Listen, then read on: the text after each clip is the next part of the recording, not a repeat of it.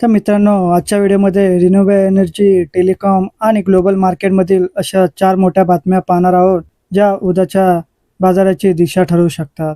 तर सुझलॉनला टाटा पॉवरकडून आणखी एक मोठी ऑर्डर मिळाली. स्टरलाइट टेक्नॉलॉजीने 454 कोटी रुपयाचा QIP लॉन्च केला. HFCLच्या शेअरने पुन्हा अप्पर सर्किट आणि अमेरिकेचा GDP डाटा. या सर्व बातम्यांचा भारतीय शेअर बाजारावर नेमका काय परिणाम होऊ शकतो? चला जाणून घेऊया आजच्या सर्व महत्त्वाच्या गुड न्यूज अपडेटकडून. सर्वात आधी तर नमस्कार मित्रांनो, बाजार तडकामध्ये आपलं मनापासून स्वागत आहे. चॅनलला नवीन असाल तर सबस्क्राईब करा आणि बेल आयकॉन प्रेस करायला विसरू नका. सर्वात आधी रिन्युएबल एनर्जी सेक्टरमधील मोठी बातमी म्हणजे सुझलॉन एनर्जीला टाटा पॉवर रिन्युएबल एनर्जीकडून 400 मेगावॅटचा नवीन विंड एनर्जी EPC कॉन्ट्रॅक्ट मिळालेला आहे. या नवीन ऑर्डरनंतर सुझलॉन आणि टाटा पॉवर यांची एकत्रित भागीदारी आता 1 गिगावॅटपेक्षा जास्त झाली आहे. हा प्रकल्प आंध्र प्रदेशात उभारला जाणार आहे. सुझलॉन या प्रकल्पासाठी आधुनिक विंड टर्बाइन बसवणार आहे. विशेष म्हणजे गेल्या वर्षात टाटा पॉवरकडून मिळालेली ही 4थी मोठी ऑर्डर आहे. यामुळे कंपनीचा ऑर्डर बुकमध्ये आणखी मोठी भर पडणार आहे.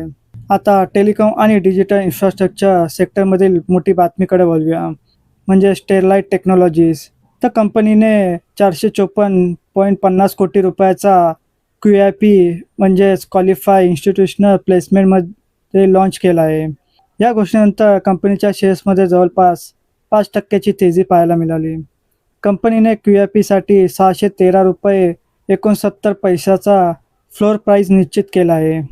या निधीचा वापर आर्थिक स्थिती मजबूत करण्यासाठी आणि भविष्यातील विस्तारासाठी केला जाऊ शकतो. भारतामध्ये 5G, डाटा सेंटर आणि डिजिटल इन्फ्रास्ट्रक्चरवर मोठ्या प्रमाणात गुंतवणूक होत आहे.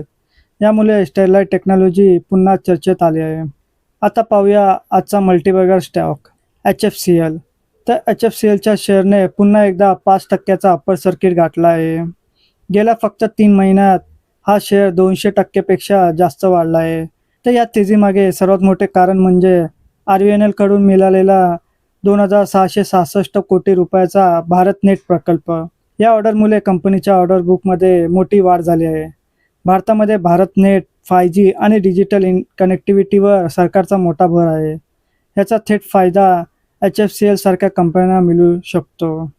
मात्र एवढ्या मोठ्या रॅलीनंतर शेअर्समध्ये व्हॉलिटिलिटी देखील वाढू शकते.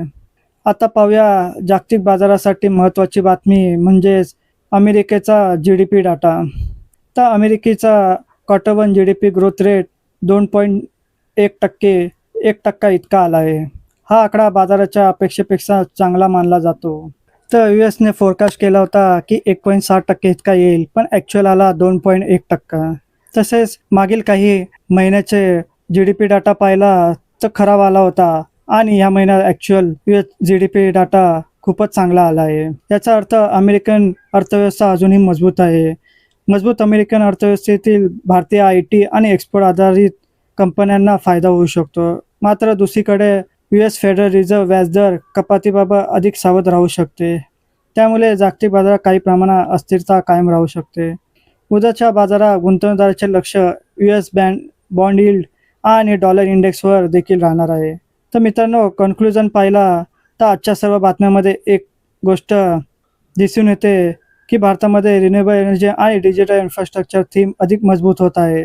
कंपनीला मिळालेले नवीन ऑर्डर्स आणि जागतिक पातळीवर अमेरिकन अर्थव्यवस्था अजूनही मजबूत असल्याचे संकेत मिळत आहे.